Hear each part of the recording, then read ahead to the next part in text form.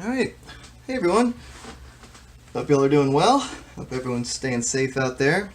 I'm Nothing. Welcome to DEFCON Safe Mode. So, this is basically going to be an introduction into the world of high security locks and kind of what they look like, what they are, and how we go about picking them. So I'm going to kind of just show you a bunch of locks and tell you some different techniques. I'm not going to go into anything super deep, but hopefully it'll get some people out there interested in exploring and maybe even picking some of these things. So when you talk about a high security lock, we're mainly talking about a lock that has tried a little bit harder than your general typical pin tumbler, wafer, lever lock to keep people out. And that can be anything from pick resistance to physical attacks, though I'm not going to go into physical security a whole lot here. I'm mainly going to be talking about the locking mechanisms, but high security locks will generally be more physically resistant as well. They'll have more drill protection, better materials in the cases, and the pins will be made out of steel instead of brass a lot of times, things like that.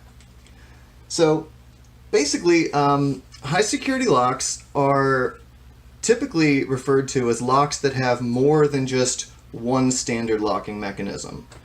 Now, this can be either by incorporating more than one locking mechanism in terms of having, two independent locking mechanisms in one lock. Also, things like adding more pins to make it basically like you're picking two pin tumbler locks together, two or more. So there's a wide variety of things that make a lock high security. But typically these are also locks that have been rated by different industries. In America, you have things like ANSI, BHMA, and UL, Underwriters Laboratories, who put these locks to the test and make sure that they are up to standard.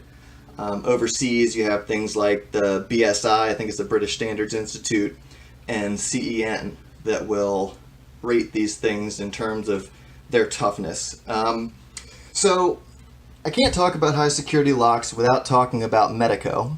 Medeco is kind of what I would consider the quintessential high security lock, and it is most people's entry point into high security locks. Now, Medeco, when you look at the key, at first glance you might think it just looks like a regular key, regular pin tumbler lock, but if you look closer, you can see that there's actually angles that those pin cuts, the bitting is also angular, and that's because on a Medeco lock, not only do the pins have to be raised to a certain height, but they also have to be rotated to a certain angle to allow a secondary locking mechanism, a sidebar, to drop into place. Now, the pins, there's a few different types of Medecos, but the pins will generally look like this, which is, let's see, a bit different than you're used to. At first glance, it'll look like a normal pin, but then you'll see that it has that little slice in the side of it. And what that is that's the track that allows the sidebar to fall into. And we call that a gate. Now, some Medeco pins also have false gates. And let's see, I don't think this one does. Oh, yep, sure does. Okay, so on this one, the false gate is right here. It's very shallow.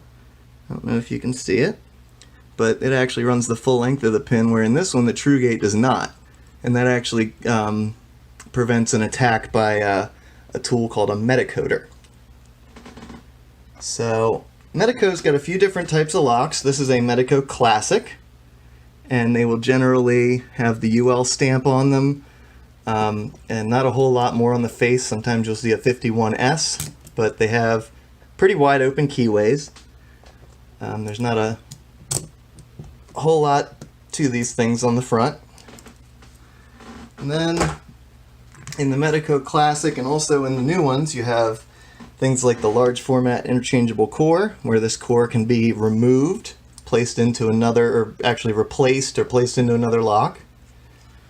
And And then you have the Medeco Biaxial, which is denoted by this little symbol right here. Looks like a couple little crescents there. And what that means is that the pins have been redesigned. So this is a Medeco Biaxial pin. And at first glance, it looks a lot like the standard Medeco Classic pin. But if you look a little bit closer at the bottom there, you'll see that that point isn't directly in the center. So the chisel tip on this pin is slightly offset, which makes it what you call either a fore or an aft pin. And that means that the cut in the key could either be a little closer or a little further away. It makes picking these and decoding them a bit more difficult, and a lot more pins are involved in that process. And as you can see, this one even has a little ridge at the top there to make it so it gets stuck if you try to pick it. They also, in the top, will have these mushroom pins sometimes, make it a little bit more difficult to pick. Now, Medecos are all over the place. You'll see them in government installations. A lot of businesses use them. This is a 4-pin Medeco that actually goes to a payphone. And it looks a little bit different, but you can see that key still has those angular cuts on it. And this is a biaxial, and you can tell, you see that symbol, right? That's the biaxial symbol right there. So, they also come in padlocks, things like that. See them everywhere. They're really neat locks. That's definitely a fun one to get started. So they also make cam locks. Now, when we're talking about high security cam locks, the security is definitely a little lower than your standard, like door locks, padlocks, things like that. Some of the padlocks actually have the cam lock style lock involved. And these do have to be lifted and rotated, but the cam locks do not have driver pins. So the way they accomplish that, and actually you can see this is a biaxial key. See, these are close together and that one's far away. So that's the couple fores and an aft pin in there. So the cam locks work only by a sidebar, but the pins are a little bit different. So instead of having that slot all the way down the length of the pin, this pin here just has, if I can find it, there it is. Yep. Come back here. There we go. So it's just got a little hole in the side there. So that makes it so that you have to raise it up and rotate it to where a finger sticking out of the sidebar will poke into that little hole. Now there's a couple different styles of cam lock pins. You have one that's got that just that big serration around it, and one like this that has 2 smaller serrations, or 3. And I can't tell you exactly where you'll find these in the specific locks. I just know that sometimes you find different ones. So Medeco and the cam locks, they have all sorts of format, like this here. It is a T-handle plug lock. So this one will actually go into a hole that'll block a T-handle key from reaching in there. And then you also have the Medeco Duracam, which is a Dimple Lock variant of that cam lock. Now this is the same thing, it's just turned on its side. The key's actually a lot stronger on these, a lot harder to break. So that Medeco design is awesome, but when you're talking about rotating pins, there's an even cooler lock out there. This is called the Corbin M Heart. Now, these guys got sued out of existence by Medeco because of the design and the similarities, because these pins are rotated. You can see that in the key. Actually, it's kind of hard to see there, but trust me, they do rotate. And the reason these pins rotate is because, unlike the Medeco, this doesn't have a sidebar, but these pins actually interlock with each other. So let me see if I can get this apart and I'll show you that.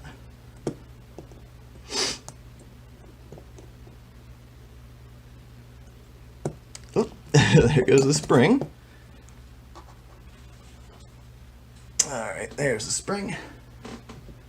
So now these pins, when they come out, are actually going to be stuck to each other.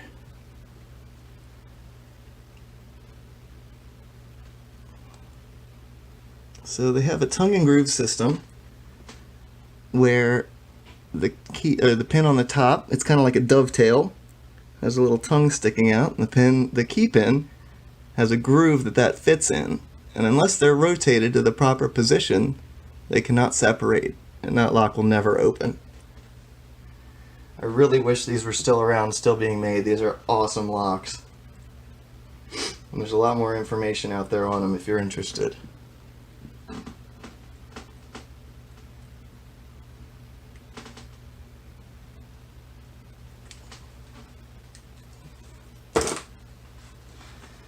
Alright, so here, let's show this one real quick. This is another way of doing high security, a little different. This is a little lower security. This is another one of those T-handle plug locks though.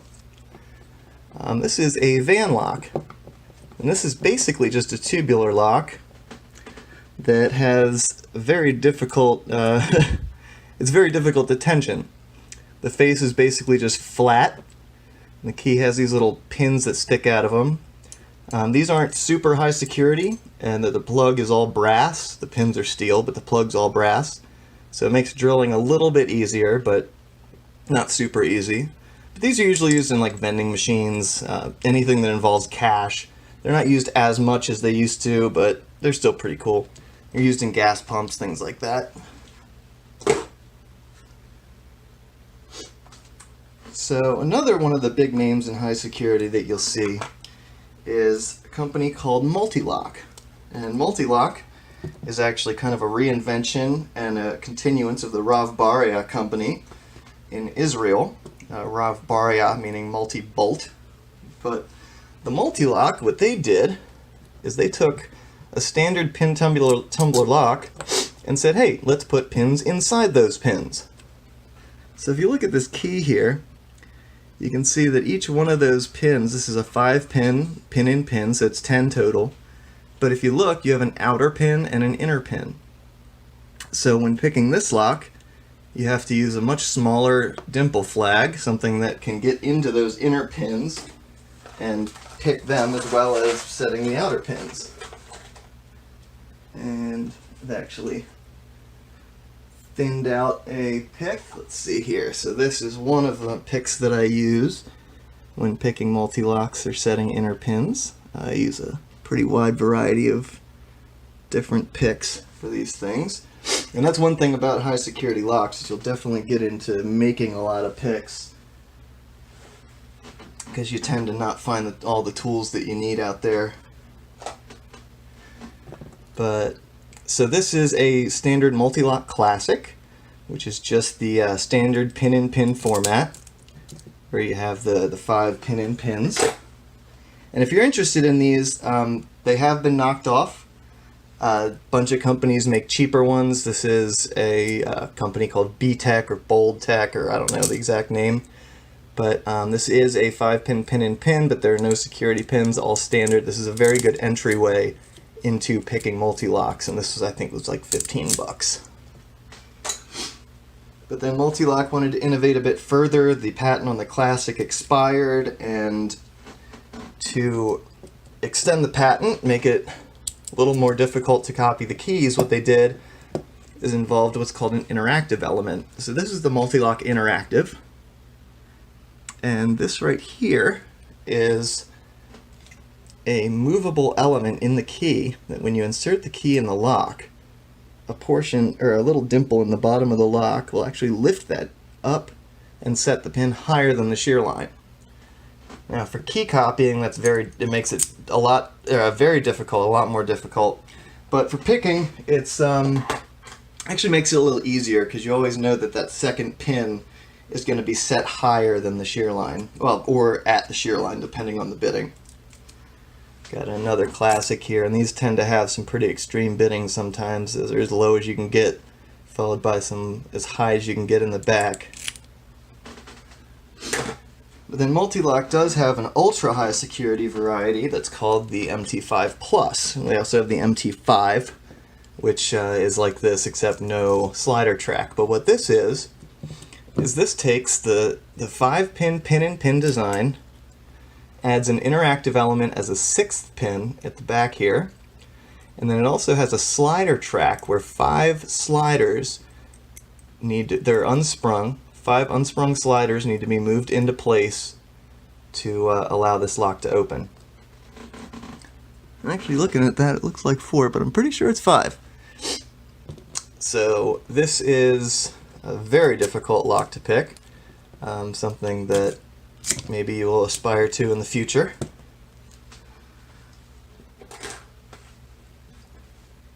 So other companies, like Sargent, decided to, instead of doing multiple locking mechanisms in one, they said, why don't we just add a bunch more pins into this lock and put 3 pin tumbler locks all around each other. So this lock here is a dimple lock, and it's actually got 3 rows of pins, 2 that come in at 90 degrees from the side here, and 1 that comes in here directly at the top. So you can see that key has bitting on all 3 sides, and it's actually got it on all sides because it's a reversible key. This is called the Kiso. And these are incredibly difficult to pick, incredibly tight tolerances, very nice lock.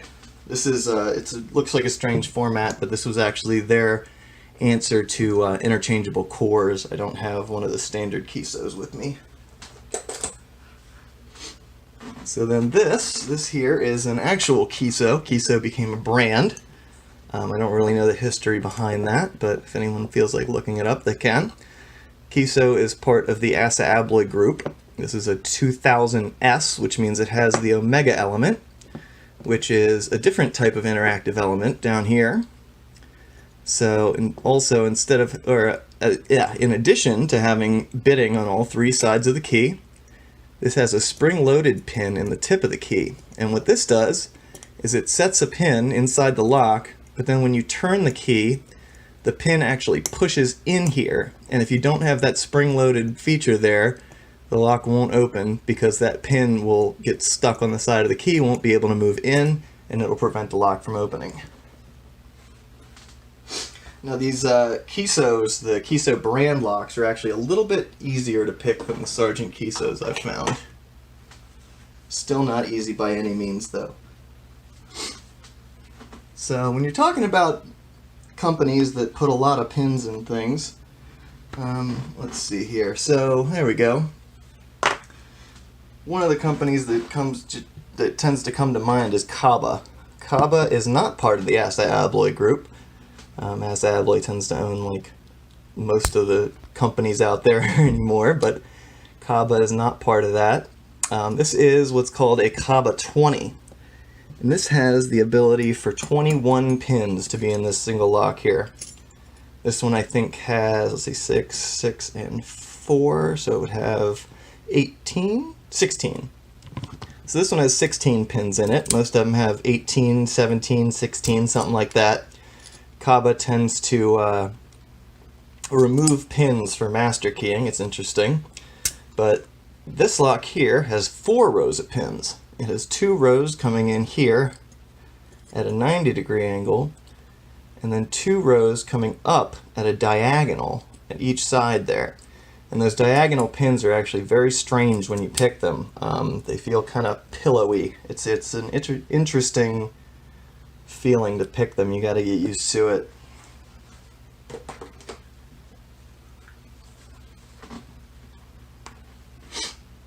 So in terms of dimple locks, this is one that kind of took made a lock all their own. It's called a Bantam, and it's got 2 rows of pins, but there are no driver pins in this lock. And if you look at the key, this key actually has holes in it. And the reason for that is that the way this lock works is that the pins actually oppose each other. This is one of the cores. And you have a pin on this side and a pin on this side, and they touch each other. So when you move them this way, the pin on this side sticks out into the Bible. When you move them this way, the pin on this side sticks out into the Bible. So in picking this lock, basically what you have to do is get in there and move all the pins so that none of them are protruding out of the plug into the Bible, even though they're all touching inside, which makes it very difficult to get a pick in between them. You can kind of see there them sticking out into those chambers, and then when they all fall into the right spot, you can rotate the key. Now these are generally just found in England. You don't see them very much in the States, actually at all, unless it's a collector. But it's a very expensive lock. Very fun to pick, actually. But it's definitely something new to learn. So this here is another part of the ASSA ABLOY group. This is Zeiss Icon. This is a super cool lock. This is the WSW W10. Now what these guys have done is kind of what a lock that I'm going to show you in a little bit also did, but they took sliders and integrated that in with a dimple lock. So in this lock here, you've got your 6 dimple pins that come in on the side of the key, but then you've also got your slider tracks on the side. So this lock has a total of 10 slider cuts on both sides, but there's actually only 5 to 7 sliders in each of these. But let's see if we can get this open.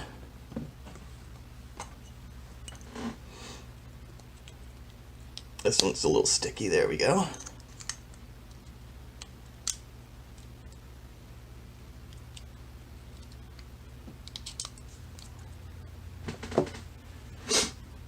So you've got your dimple pins up there on top, and then you've got your sidebar here, and all your sliders there on the bottom.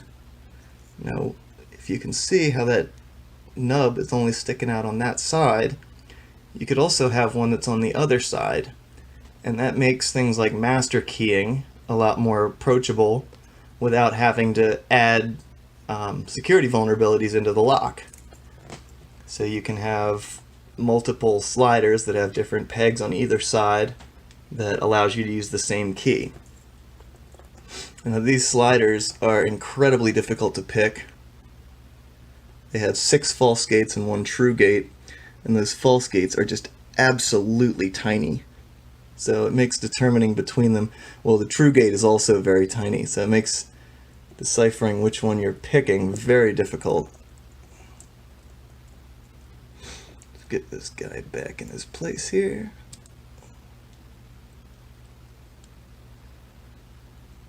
There we go. And there are spool pins in the top of this. Come on, there we go. Yeah, that sidebar doesn't like to go in. There we go. I think there are 3 spool pins generally up in the top of the Bible. But the dimples are not the hard part to pick on this. The sidebar definitely is. Now, in terms of sliders,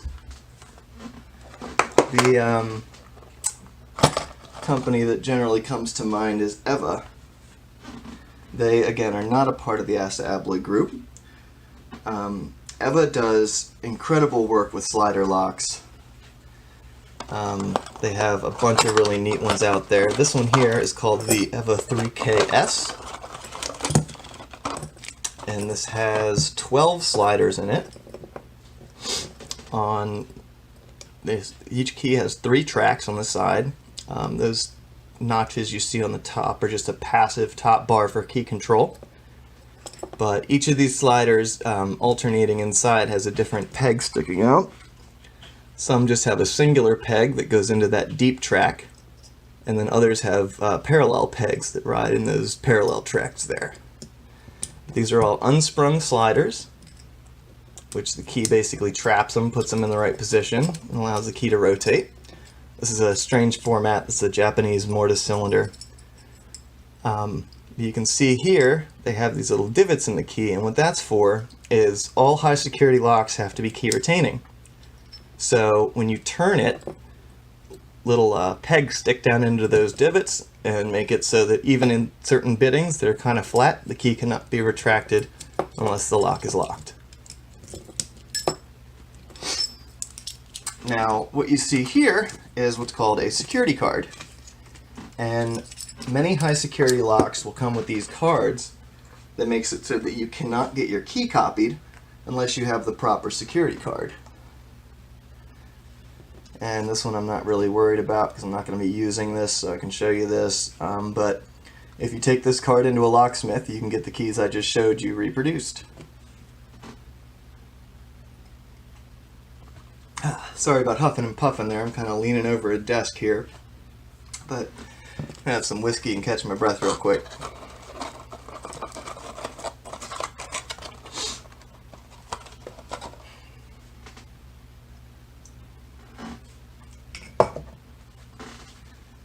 Now, this is not a super high security lock, but I wanted to show it anyway because it's really neat. It's got 8 sliders in it, 4 on either side. Each one of them has a sidebar different on each side. And for some reason, for the life of me, I cannot get this thing open. And I swear it doesn't have false gates. I've only taken a couple of the sliders out, but I just get a really deep false set and it will not open up. I don't know why, but this is called a tray lock, and got this on eBay for I think 20 bucks or something like that. But great little lock, tons of fun to play with. If you're just getting started, I wouldn't necessarily recommend going after this one, but if you do, more power to you.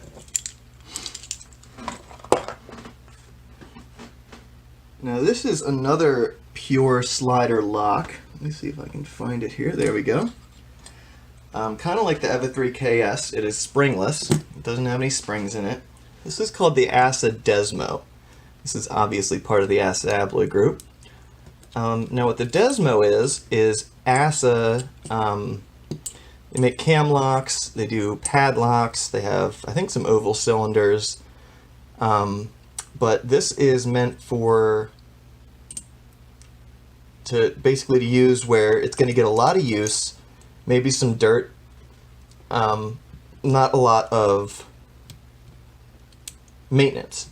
It's supposed to be a very low maintenance lock. I found that a lot of these will actually jam up over time. It makes it really hard to turn the key. I haven't figured out why, but I'm hoping they fixed it in the new Desmo Plus, but I'm not completely sure about that. Now this one here is an 8 slider Desmo. This has 4 sliders on either side that have a sidebar on both sides interacting. Each slider has 2 false gates and 1 true gate that are exactly the same width, just a different depth. Makes it a bit difficult to judge between them. These come in 6 and 8 slider variants. So we have a 6 slider Desmo here. This actually doesn't have anything in it, so I can just pop it apart and show you. Now these also, if you look at that key, you might notice that cutout, and that is your key retaining feature on these guys. So when you put the key in and turn it, a lot like the 3KS, this has little T-pins that push in and trap that key in there, so you can't remove it when the lock is open. So this is the Desmo sidebar here. Let me get one out. So it's just got that little teeny shelf there that fits into the side of these pins.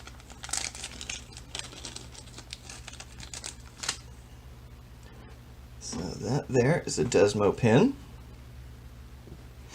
And you see it's got the 2 false gates and the 1 true gate. And that sidebar slides into that true gate, and that allows it to retract. These are the T-pins and springs that I talked about that actually go in and trap the key in place. So you can see a couple in there that the springs are wrapped around. The spring goes inside the T-pin, and that's also what pushes the sidebar back. You can see that's where it goes right there in the sidebar channel.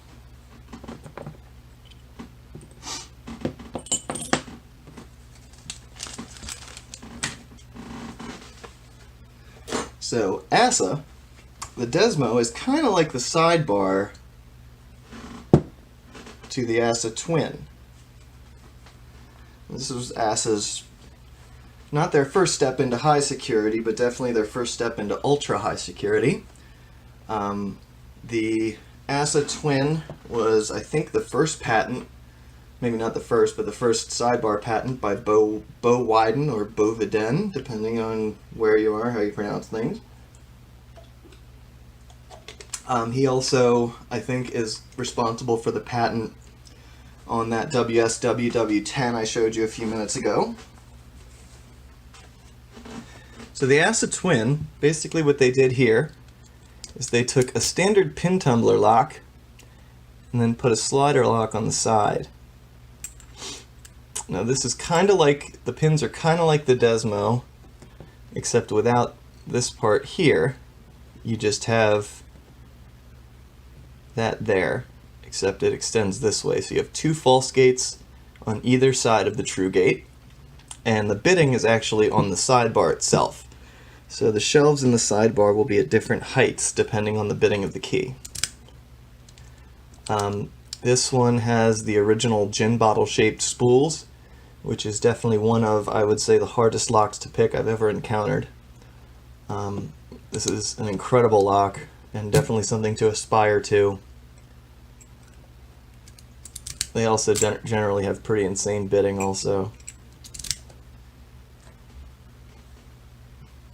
So the Acid Twin's been upgraded a few times. The patent expired and they put out different features. There's one called the V10 that has the same ideas as the WSW, to where it'll have a peg on one side or the other, and you have 10 tracks that can raise them to different levels.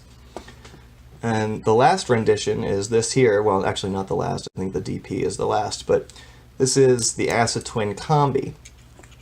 Now what this is basically the same deal, except the sidebar pins, not only do they have to be lifted, or the finger pins on the sidebar, but they also have to be rotated to the correct position. So this lock here is kind of like having a 6-pin ASA with a Medeco on the side. These are incredibly difficult to pick. I've never actually gotten a Combi open yet. One of the few locks that I have that I've not been able to get open. These things are incredible. It's an amazing work of mechanics. I'm very impressed with the way they did this. So this here is just a double Euro of the Combi. It's another example of their incredible bitting. And you can see the sidebar are kind of sweeping. They're not directly up and down to set just vertical height, but they also kind of sweep to set those horizontally also. Or rotationally, I should say. While I'm showing ASA, I guess I'll show this guy here. This has an ASA core in it. This is what's called a mogul cylinder. And these are used in prisons. As you can see, it is much bigger than your standard mortise cylinder, and obviously that'll make it a lot tougher. These are made of, I think, case hardened steel. It might be full hardened steel. I'm not completely sure about that. But this is actually replacing another lock that was basically just a beefed up mortise cylinder, this big, but just 5 standard pins and some couple spools, things like that. But this incorporates that ASA Twin. It's the ASA Twin 6000. This is the 851 keyway. But it puts the ASA Twin 6000 into that gigantic form factor for prisons. And while I'm showing you that, prisons also use lever locks. This is a lever lock key from a prison. I don't have a lock to show you, unfortunately, but I don't know why, but everything in a prison is bigger. Well, I do know why. It's to make them a lot tougher, but I think these are pretty cool. I'd like to get one of these soon. So, I guess Schlage wanted to be part of the party with the ASA Twin, so they went ahead and created the Primus. Now this is not nearly as difficult to pick as the ASA Twin line, but it's the same concept. So you have basically a Schlage lock with a Medeco on the side. Same deal as the Combi, where you have those sweeping sidebar fingers that need to be lifted and rotated to the same height, or not to the same height, to different heights, I'm sorry. But this is Schlage's entry into the high security game. These are incredibly neat. I actually had to make a pick, and actually while I'm at it, let me show you these real quick.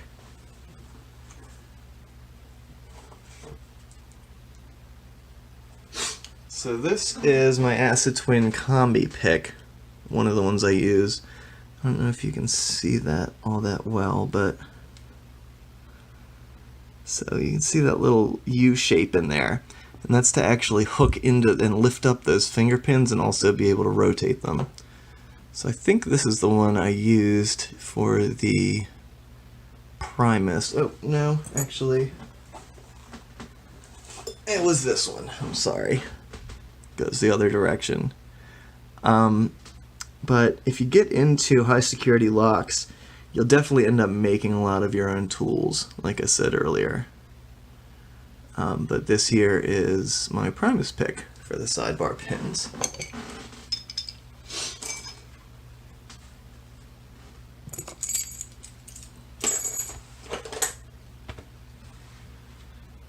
Alright, oh, I didn't show this earlier. So, another lock that decided to take high pin counts and take it to the extreme. This is the Mauer Crypto. Looks a little weird because I happened to brick it while I was trying to take it apart at one point, but I will fix that eventually. This actually has 18 standard pins, or 18 pins. It's got 6 on the side, 6, so here. We got 6 coming down from here, 6 coming up from here, and then another 6 going in this way at the corner. These pins are very tightly packed in there. It's really hard to get in there with any tool to pick them individually without oversetting others. This is a super neat lock, but another incredibly difficult one. But that's more in tune with the Cabas, things like that. So the Australians, when they got into high security, they decided to create this guy here. It's called the Padlock. So instead of saying let's just take one key and put a bunch of pins on it, they said, hey, let's put 2 locks side by side. So you can see this looks like literally 2 keys just glued together. There's different bitting on either side, and this is not a standard pin tumbler both. What this is it's more like that Medeco cam lock, to where you have 12 pins and they're lifted, but there's things in there that prevent them from rotating, but they do have a hole in the side, and that sidebar, or both the sidebars, have little fingers that stick out and stick into the holes in the side of those pins. They will have false gates, false notches, false whatever you want to call it, and true. It doesn't like to. I'll fix that. But basically, it is 2 locks, 2 Medeco locks side by side, just without the rotation. And oh, I guess here, let me.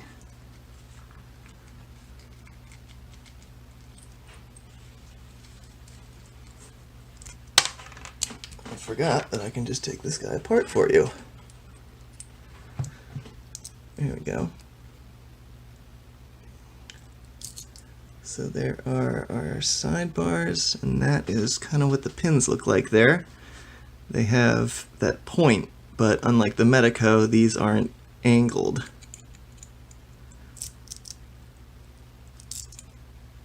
And let's go ahead and see if I can pop one of these sidebars out. There we go.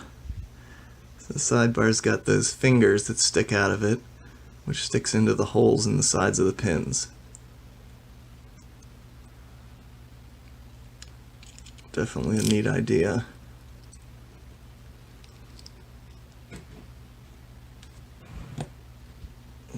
Let's get this guy back together there.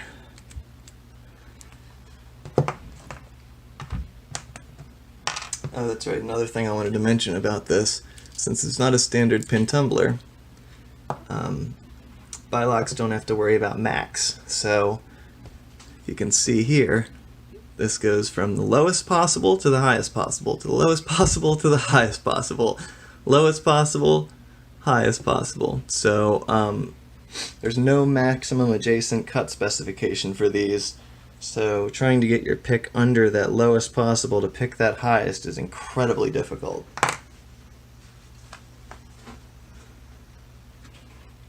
There are a couple other high security cam locks that I don't consider very high security, but they're still kind of neat and kind of an entry level into high security. This guy here is called a bell lock.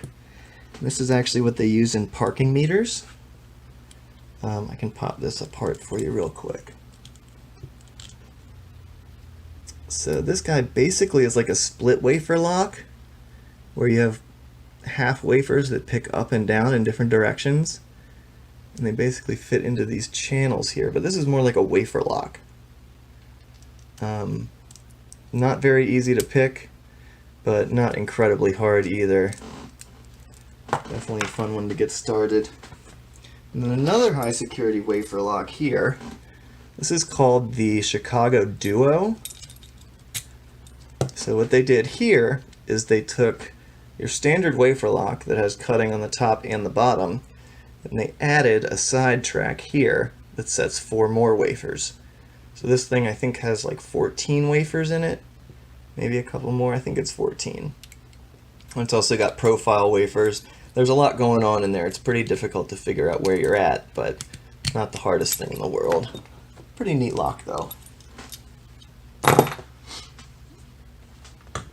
Alright, so this guy here, another high security lock.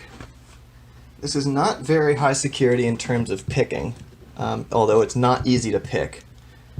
It only has 3 rotating discs inside of it, but this is definitely made to withstand the elements and be incredibly beefy.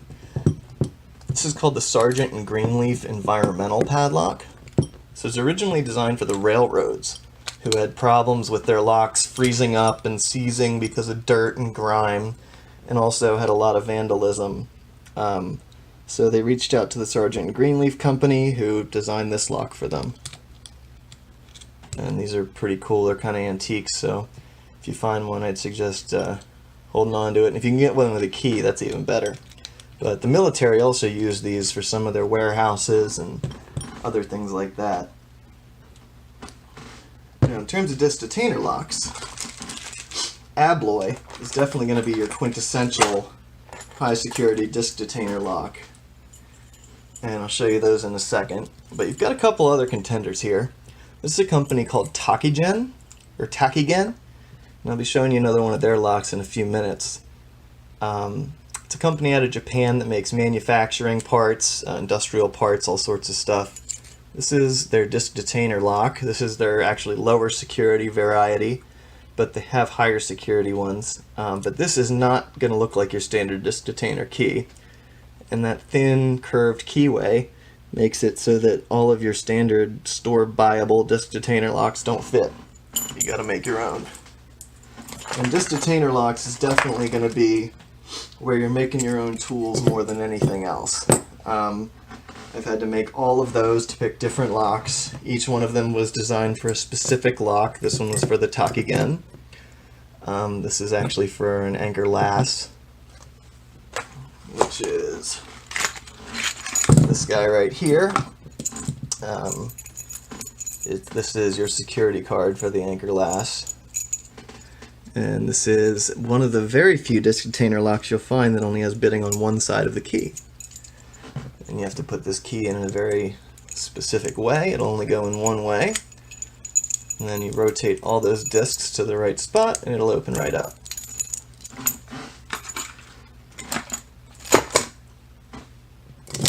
But, like I mentioned before, the quintessential high security disc detainer lock is going to be your Abloy. This is the Abloy Classic. It's got a half moon looking key that again has bitting only on one side of the key, which means the key can only go in one way, but that's obvious by the half moon there. And same deal, when you rotate the key, it's got to rotate a full 90 degrees to set all the discs into place, and then rotate the rest of the way. Now, this is the Abloy Classic, basically their lowest security lock. They've got a ton of other ones. This is the Disc Lock Pro, which has bitting on both sides of the key, which allows you to actually turn this either way, and it's got a few other features in there that allow that to happen. Most of them will just be reversible, so you can open it by putting it in either way. But this also has a disc locking system.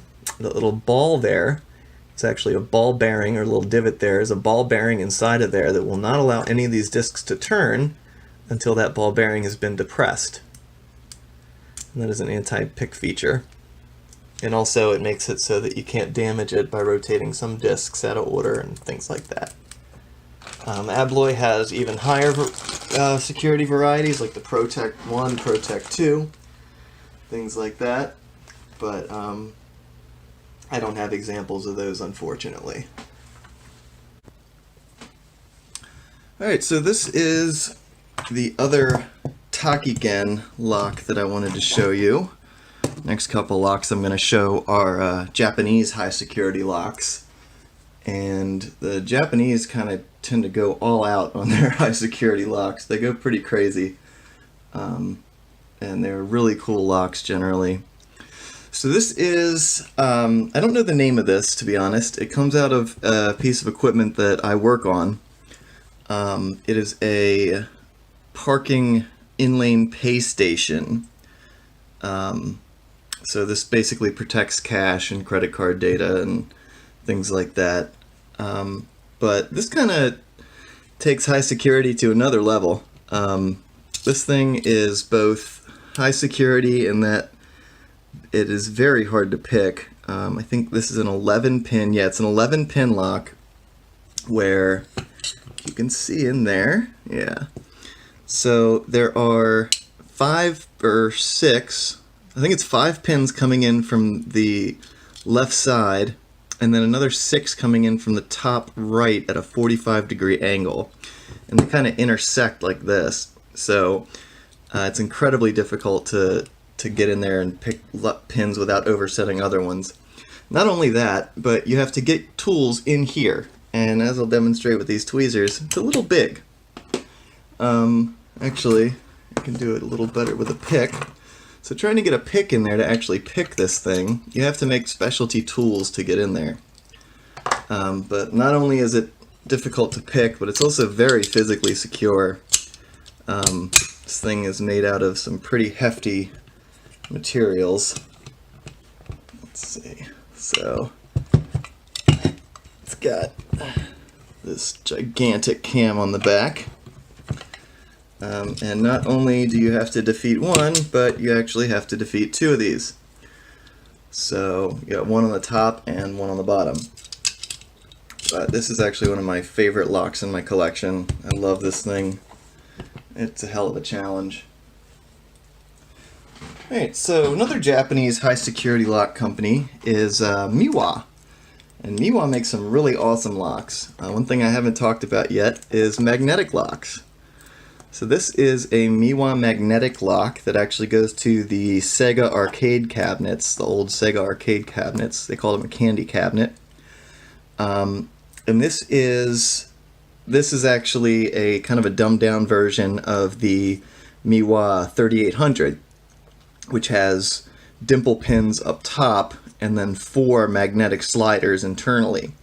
This one only has 3 magnetic sliders, 2 that come from the left and 1 that comes from the right.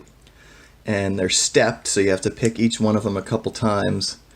Definitely not an easy task. You need a magnetic pick, and basically you pick this thing by sound.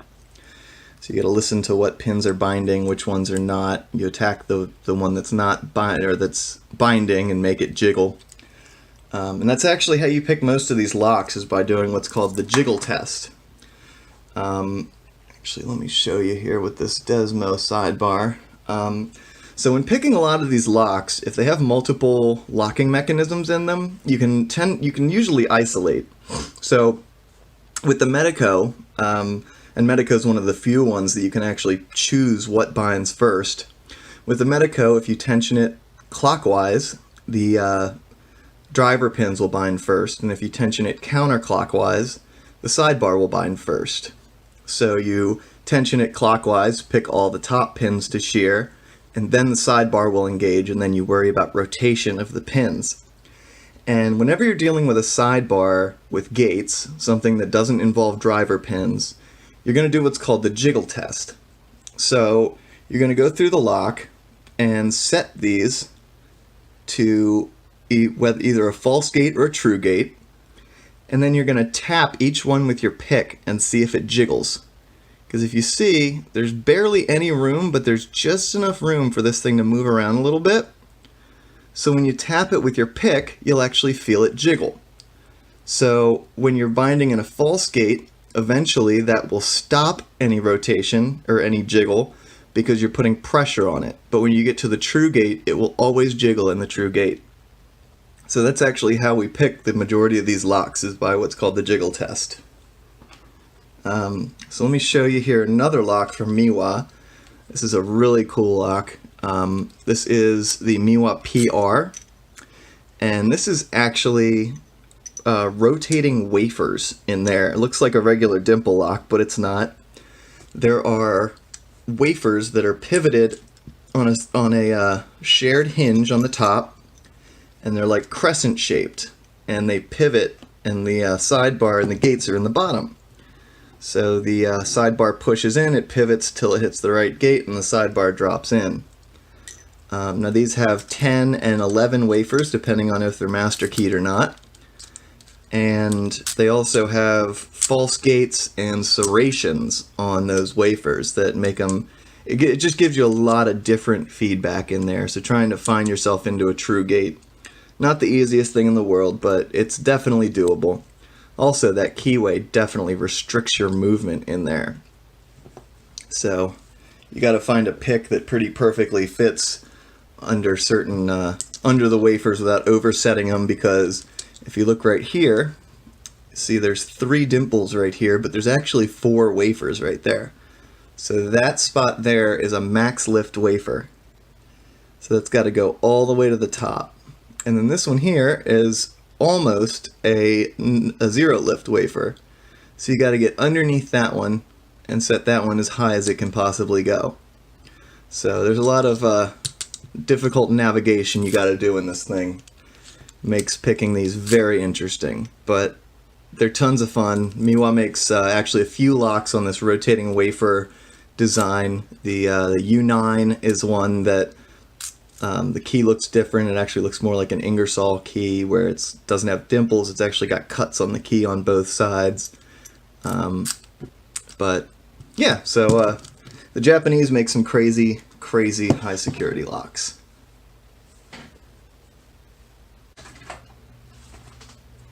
So now you can have high security lever locks as well, and in safe deposit boxes, instead of saying, hey, let's put 2 locks into one, they literally said, hey, let's take 2 locks and put them into one. So this here is a Sargent and Greenleaf version. This is the 4440, 4440. This is a Sargent and Greenleaf safe deposit lock. And this here is the Mosler 5700 safe deposit box lock. Now this is what's called a dual custody lock, where 2 people will need to have a key, and this is what's called the guard key, and this is the user key. So you have to insert the guard key first to activate the user key. And this one actually doesn't turn all the way until I turn the guard key a little more. There we go. So basically what this allows the bank to do is when you come in, they'll put in their guard key, turn it, you then put in your user key, turn it, they can then remove their guard key and leave you to do your thing. And then when you're ready to go, you relock it with your user key and get out of there. So those are just standard lever locks. They generally have false gates, but some of them don't. Actually, I think that Mosler has serrations that the fence and the gate fit into, so you'll have a serrated fence and it'll lock into serrations when you try to move it into place. So other high security lever locks that I'm a little bit more familiar with are here. These are payphone locks. So this here is the Western Electric 29A. This is a 5-lever lock that protects the electronics portion of the payphone. And you see that split in the key there, and what that is a blocking plate that sits in between the 3 levers in the back and the 2 in the front, which makes it very difficult to get to those back levers. Not the hardest thing to pick, but you definitely got to get used to it and get your technique down to get that open. This here is Northern Electric. It's a Canadian company. The coin vault lock for theirs, which is actually pretty similar to the 29, where it's got a divider in there, but this one, the actuator is separated from the plug. So when you turn the plug, the actuator doesn't turn until the plug is about here. And then by the time you get a pick in there, you get stuck because I'll do another video on this in the future, but it's very difficult to get into. Now this is one of my favorite locks in the world, and one of the reasons for that is because I am the only person in history to pick this lock on video, or actually to pick this lock in any sort of documented fashion. I'm going to be doing a video on this lock only, also for DEF CON, which will air tomorrow night at I think 6. I'm sorry if I get that wrong, but I think it's 6 o'clock tomorrow night. And this is the Western Electric 30C. So this lock, until I picked it, was considered unpickable and unpicked. Basically, what this lock has is, not only does it have 8 levers, all with false gates, but it also has a blocker mechanism that when you turn the key to this point, that blocker mechanism moves in and locks all the levers in place before the fence ever gets to the gates.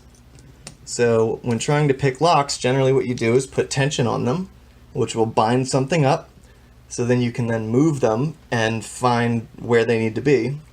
But this one, before anything binds, they're all locked into place.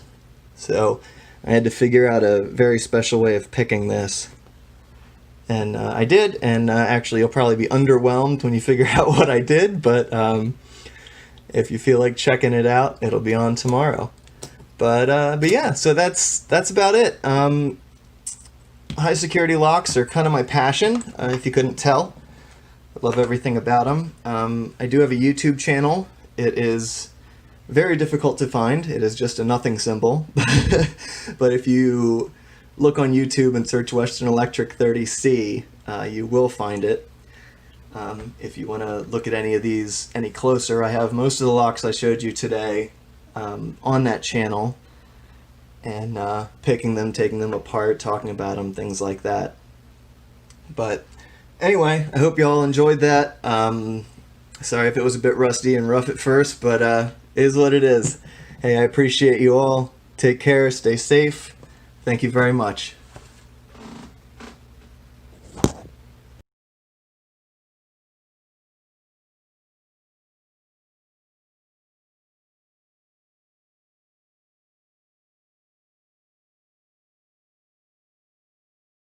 Oh, cool. So you're broadcasting the Q&A afterwards, huh? That's Kataze. Awesome. And it seems that we are now live. Good stuff. Hope everyone enjoyed that. So, no questions have come through so far. I'm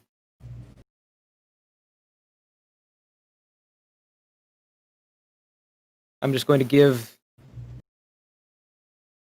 the general public a little bit of time to submit some questions.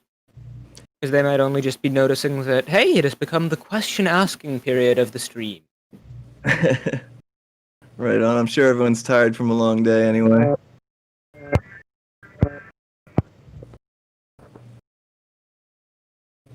Well,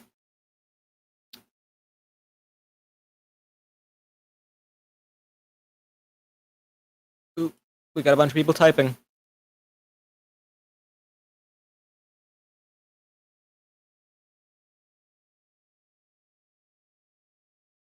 They're continuing to type.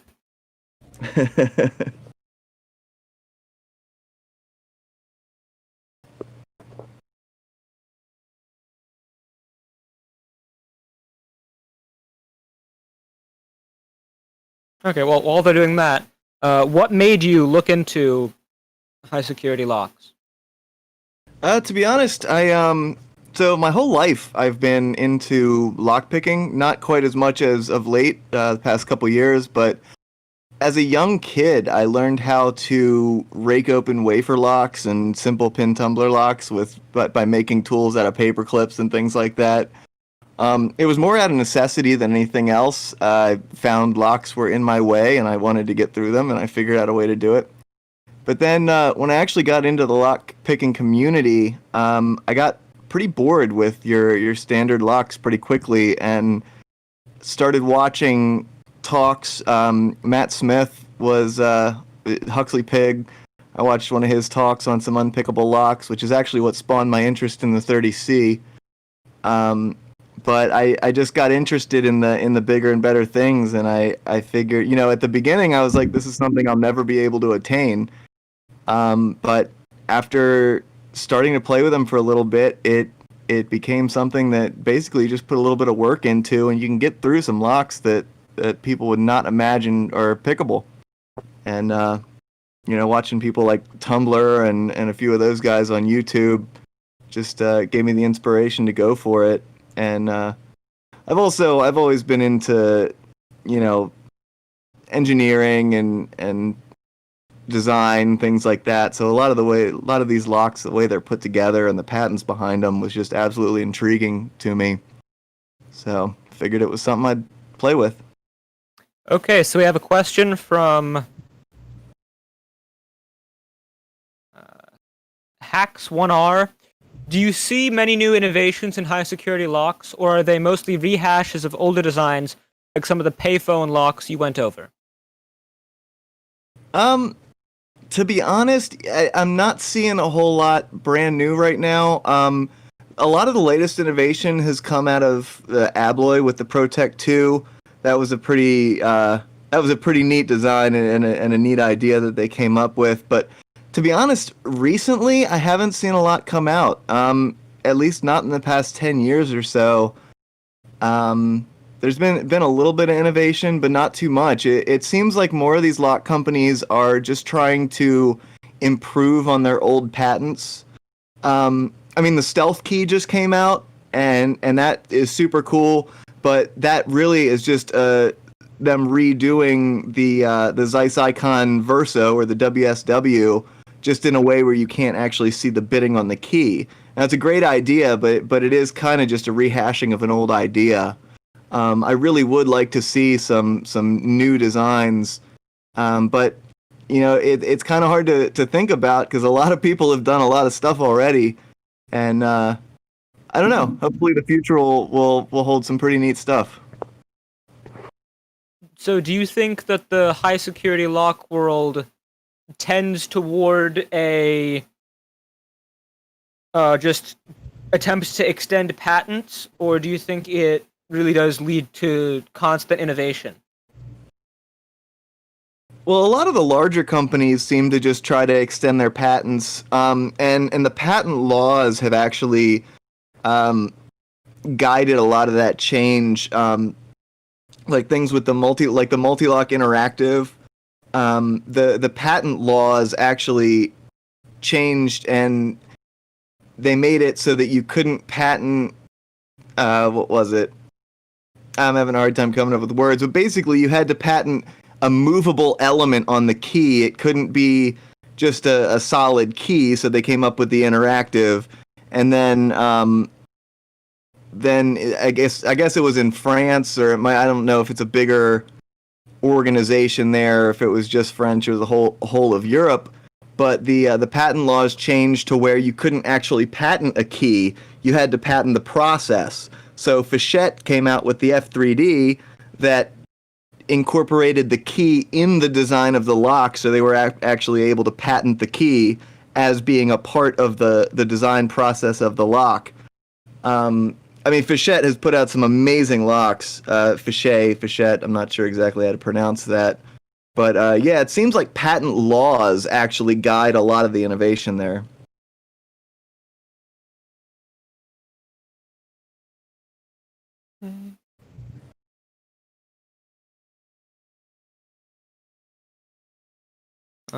I am not seeing any more questions, and I believe the Lock Pick Village is now technically closed. So I guess I'll let you do your closing remarks. Gotcha. Well, hey, the reason I did this talk was because I wanted to get more people interested in high security locks and picking high security locks. So honestly, if anybody has any questions, you can reach out to me. I'm nothing on Discord. Mr.nothingpicks, mr.nothingpicks@gmail.com if anybody wants to send me an email. But basically, I really did this because I want to see people get out, pick up these locks, and try to pick them, and join the club. I want to see more innovation. There's a lot of talent out there and a lot of good ideas that I'd really like to see come into the high security lock world. So, and other than that, I guess I will see everyone tomorrow night at 5 or 6 on Sunday. Well, I guess that's Eastern time where I'm at, but 3 o'clock Pacific, whatever it is.